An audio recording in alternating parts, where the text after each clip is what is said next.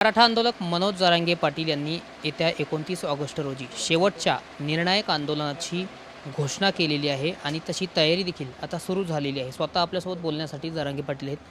आज बैठक बोलावलेली आहे 123 गावातील मराठा सेवकांची. काय बैठकीचा उद्देश आहे, कसं नियोजन होतं आहे? गोदापट्ट्यातल्या प्रमुख बांधवांना बोलून घेतलं आहे की आपल्याला आपल्या अंतर्वालीत 29 ऑगस्टला आणि 29 ऑगस्टनंतर सलग मराठा समाज खूप संख्येनं येणार आहे. यावेळेस मराठा समाज घरी राहणार नाही. आपलं पण नशीब आहे गोदापट्ट्याचं की आपल्याला आपले मायबाप, आपला समाज, आपला पाहुणारावळा आपल्या दारात येतो आहे, तर आपणही 2 घास खाऊ घातले पाहिजेत. आम्हाला जेवणाच्या त्याच्या व्यवस्था करायच्यात. गोदापट्ट्यातल्या सगळ्या पाण्याच्या व्यवस्था आहेत, पार्किंगच्या व्यवस्था आहेत, स्वयंसेवकाच्या व्यवस्था आहेत. आणि याला पण नशीब लागतं की आपला समाज ज्यावेळेस आपल्याकडे येतो त्यावेळेस भाग्य लागतं. कधी 2-3 वर्षानंतर आपला समाज आपल्याकडे येतो आहे.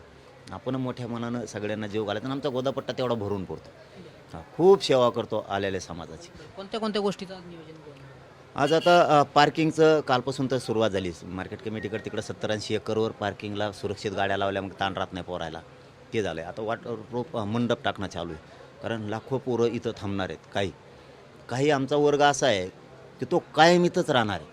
मग ते पाऊस आला ना तर काय होतं, इकडं पळ तिकडं पळ तिकडं पळ हडबड होती.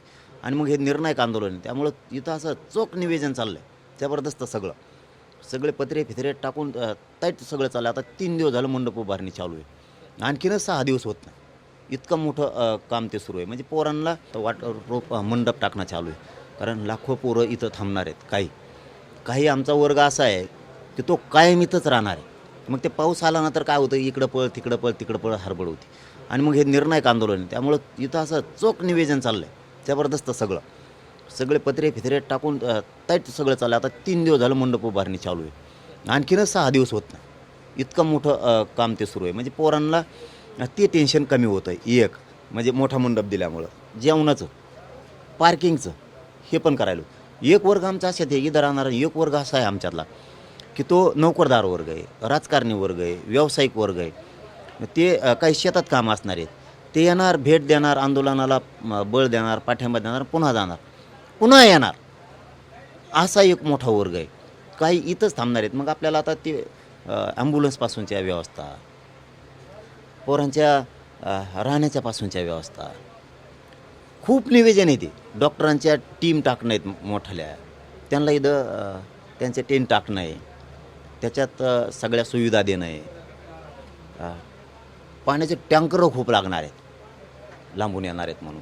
गावगावचे बी लोक आपण आपल्या दाराने टाक्या ठेवलेत पाण्याच्या. म्हणजे पोरांना आंघोळ करायच्या असल्या तरी रस्त्यावरती पाण्याच्या टाक्या भरून ठेवल्यात, त्या आंघोळ करते. कुणी बोर सुरू ठेवणार आहे, जिकडं तिकडं सगळं व्यवस्था. कारण आता ना, मला आता ते बैठकीतच मी सगळं सांगू शकतो आहे, पण तरीही सांगतो की ह्या वेळेचं निर्णायक आंदोलन असल्यामुळं मराठा समाज लई येणार आहे. तयारी पण तेवढी मोठी करणं आहे. आणि नाही बी निवेदन झालं तर आमचा मराठा रुसत नाही. प्रत्येकजण येताना पाणी आणतो, येताना डबा पण आणतो जेवायचा प्रत्येकजण. आणि ते प्रत्येकानं करावं. ते पण आपल्या शेजाऱ्याला पाणी लागलं तर बाटलीतलं पाणी द्यायचं. आपण स्वतः सगळ्यांनी स्वयंसेवक बनायचं. कोणाला जेवायला लागलं तर आपलाही डबा शेजाऱ्याला द्यायचा. ह्या भूमिकेत कोणाची गाडी पंक्चर झाली आपण काढू लागायचं, डिझेल संपलं टाकू लागायचं. मोटरसायकल असतील तर दम्माने आणायचं. एक पोरगं खरचटलं नाही पाहिजे, पडलं नाही पाहिजे, त्याला इजा नाही झाली पाहिजे, जखमी नाही झाला पाहिजे. कोणाची गाडी बंद पडली ती नीट करू लागायची. आपण ते आता फिटरपासूनची पण लोकं आणायलो, तीही पंक्चर काढणे, गाड्या बंद पडणे, हे बऱ्याचशा कोणा. आणि कोणाची गाडी बंद पडली काय असं निवांत जायचं, काय गडबड नाही करायची. गर्दी असली, ट्रॉफिक असली, निवांत जायचं, गडबड नाही करायची, काढायची. म्हणजे एकमेकाला धक्के लागले, कोणाच्या गाड्या घासल्या, गडबड नाही करायची. म्हणजे 29च्या नियोजनाची सगळी रूपरेषा आजच तुम्ही ठरवत आहे? आजच ठरणार, कारण त्याला पर्यायच नाही. 8 दिवस आधी ठरवावं लागतं. कारण मराठा समाजातून परवा एक मॅसेज आला आहे राजकारणी मराठीत की समाजाची निर्णायक लढाई, आपल्याच समाजाच्या लेकराबाळाचं कल्याण होणार आहे. उद्या मस्त आपली सत्ता आहे, आपण पक्षाचे आहेत, पण आपल्या पोरानं पोरीनं जर आपल्याला विचारलं सत्ता असून आम्हाला शिकायला आलेत, नोकरीला आलेत, 1% नव्हतं, काय उत्तरं द्यायची? म्हणजे आतून ती बी एकवडलेत. आता हे बघा, मी काय मीडियाला सांगितल्याशिवाय राहत नाही, आणि मग त्यांचं दुखतं पोट. आता जे आहे मला ऐकायला जे मिळालं, जे परवा दिवशी मला माहिती आल्यात मोठमोठ्या नेत्यांकडून मराठ्याच्या, काही येऊन बी गेले रच्ची. मग काय आहे त्याला? मग ते त्यांचं म्हणणं आतून सगळेच मराठी पक्षातले आता एक झाले. कारण प्रत्येकाला वाटतं ना, शेवटी आपल्या लेकराबाळाची लढाई. आणि माझं मराठा समाजाला आव्हान आहे, जे आत्तापर्यंत ते आंदोलनात सहभागी झाले त्यांनी पुन्हा सहभागी व्हायचं आहे ताकदीनं. मतभेद रुसवे फुगे नंतर बघू. आणि जे झाले नाहीत त्यांनी मात्र हे शेवटचं निर्णायक आंदोलन आहे, याच्या साक्षीदार व्हा. गर्व वाटला पाहिजे तुम्ही मराठी आहेत म्हणून. प्रत्येक मराठ्याजवळ गाडी आहे, मोटरसायकल कोण, आपण आपली सुरू करायची, भेट द्यायची, शेजाऱ्याची शेजाऱ्याची वाट नाही बघायची. ते ना मी येतो, तुम्ही आले की त्याला वाटतं आपण एकटेच घरी राहिलो, ते परदेशी व्हायला येतं आहे. तुमचा गर्व वाटला पाहिजे, तुम्ही मराठीच्या पोटी जन्म घेतला, तुम्हाला गर्व वाटला पाहिजे मी त्या आंदोलनात साक्षीदार होतो. तुम्ही कधी काळी तुमचं पोरग नातू पण तुम्हाला पाहिजे माझा त्या आंदोलनात साक्षीदार होता.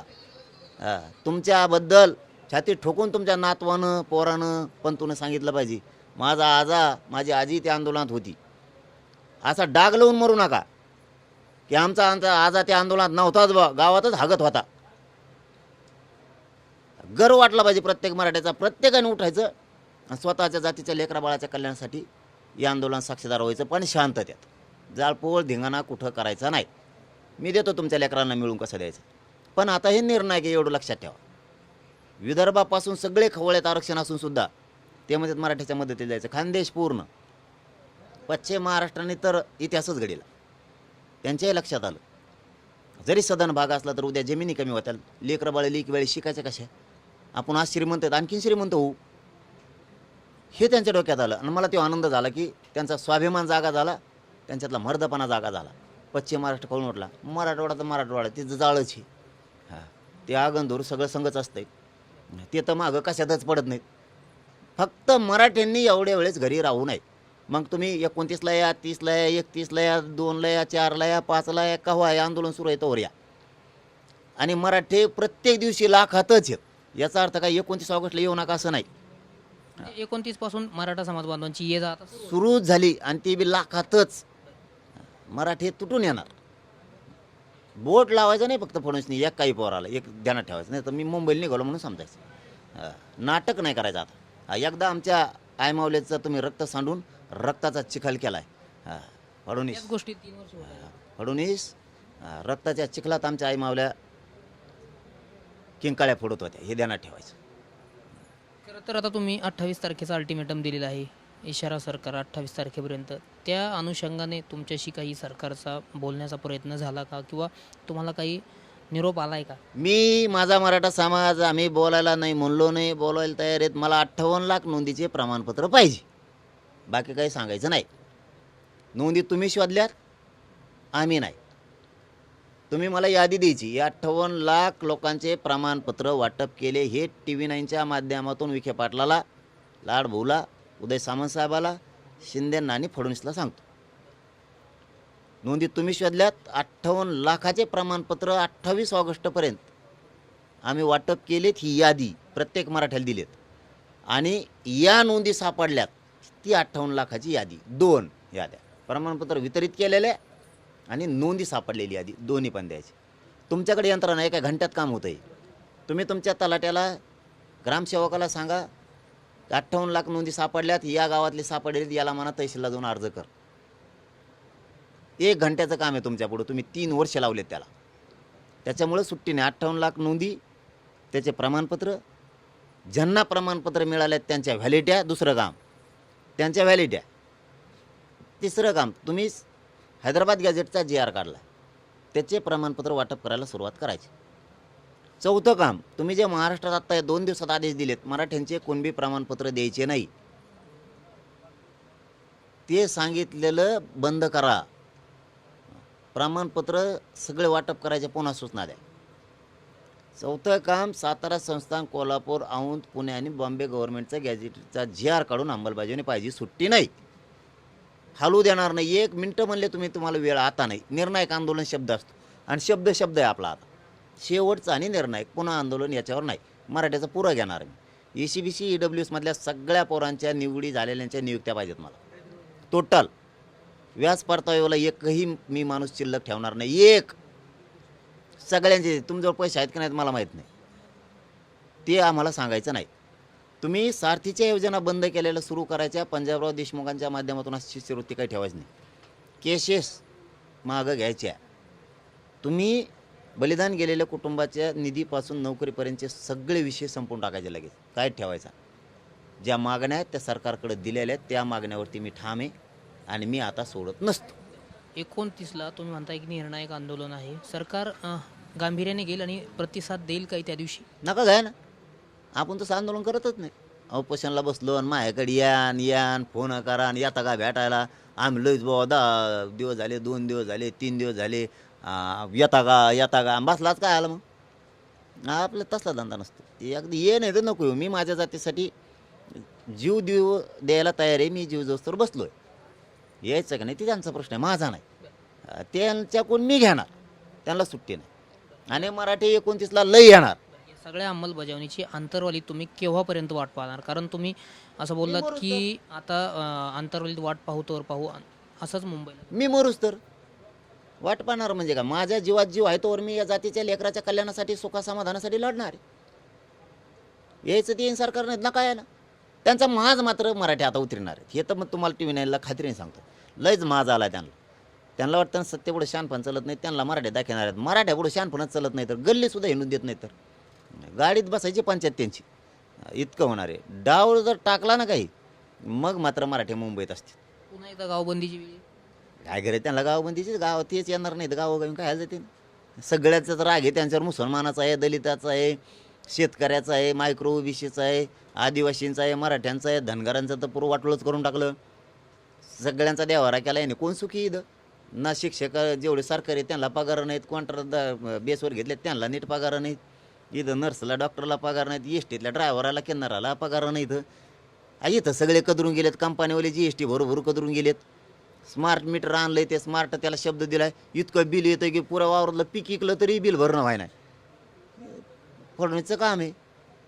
फडणवीसच्या सत्तेत कोणीच सुखी नाही. कुंकडं वावरातून रस्ते घालतात, कुंकडं शक्तीपीठ, कुंकडं समृद्धी, कुंकडं कोणाला कोचिलंय. नुसते सिमेंट आणून होती ते त्याच्यात. ते आम्ही शहाच्या पोराने नुसते पत्रे टाकायला सुरू केले डोंगरावर, ते सौर ऊर्जेचे. आणि त्यात पार्टनर फडणवीस, दोघं जण. आता आदिवासींचे ते कशीत होती शेती डोंगरावर, त्याच्यावर टाकलेत पत्रे त्याने सौर ऊर्जेचे. त्यांना म्हणा जा आता देश सोडून. एक गुंठाचं नावावर नाही केला आदिवासीच्या, एक तर योजना नाही खाऊन दिली. इतके कदारले त्यांना लोक, यांना नीटच करणार आहेत लोक. आता समाज बांधवांना काय आव्हान असेल आणि सरकारला काय इशारा असेल? समाज बांधवांना माझे विनंतीपूर्वक सांगणं आहे, समाजाचे लेकरं संकटात असताना 2 भाग करायचे शिका. आरक्षण, समाज हा वेगळा विषय आणि राजकारण हा वेगळा विषय. राजकारण होत राहील, कुठं जात नाही. पण समाजाच्या पोराच्या हातातले नोकरी शिक्षण गेलं की समाज संपला. राजकारणात का तुम्हाला यावर्षी नाही तर पुढच्या वर्षी करता येईल. पण आरक्षणात तसं नाही, शिक्षणात तसं नाही आहे, नोकरीत तसं नाही आहे. एकदा 1 वर्ष गेलं की तुमच्या पोराचं पोरीची वाटलं झालं. मग भाजपच्या पोरापुरींना काय आरक्षण लागत नाही का? त्यात पोरापुरी तुम्हाला शिवाय देतील की सत्ता आमची असून सुद्धा आम्हाला फीसला अडचण आहे, नोकरीला अडचण आहे. हेच राष्ट्रवादी शिवसेनेचे सुद्धा म्हणणार आहे. म्हणून समाजाने 2 भाग करावं. राजकारण वेगळा विषय, ते नंतर बघू. आज समाजाचा शेवटचा लढाई, सगळ्यांनी याच्यात सहभागी व्हायचं. एकाही मराठ्यांनी कुणीच कुणाची वाट बघायची नाही. आपण आपलं वाहन सुरू करायचं. श्रीमंत मराठ्यांनी, व्यावसायिक मराठ्यांनी, नोकरदार मराठ्यांनी आणि गरीब मराठ्यांनी सुद्धा. फक्त आपण आपले वाहनं दम्माने हाणायचे, कुणाला कुणी धक्का लागू द्यायचा नाही. एकदम दम्माने यायचं, दम्माने जायचं. गाड्या पळवायच्या नाही, धिंगाणा कोणी करायचा नाही, जाळपोळ दगडफेक कोणी करायची नाही. शांततेत. मी मेल्यावर तुम्हाला काय करायचं ते करा. मी जिवंत आहे तोपर्यंत समाजाच्या लेकरावर वाईट वेळी मी येऊ देत नाही.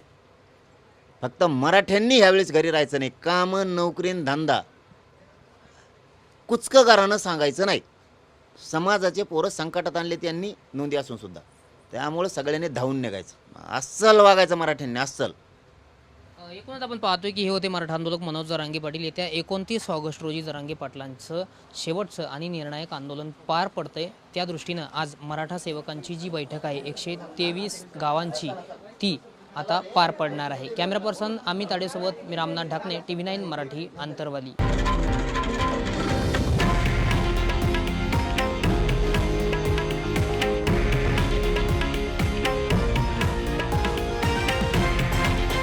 हे आहे देशातील नंबर 1 न्यूज नेटवर्क आणि आपण पाहत आहात TV 9 मराठी, एकमेव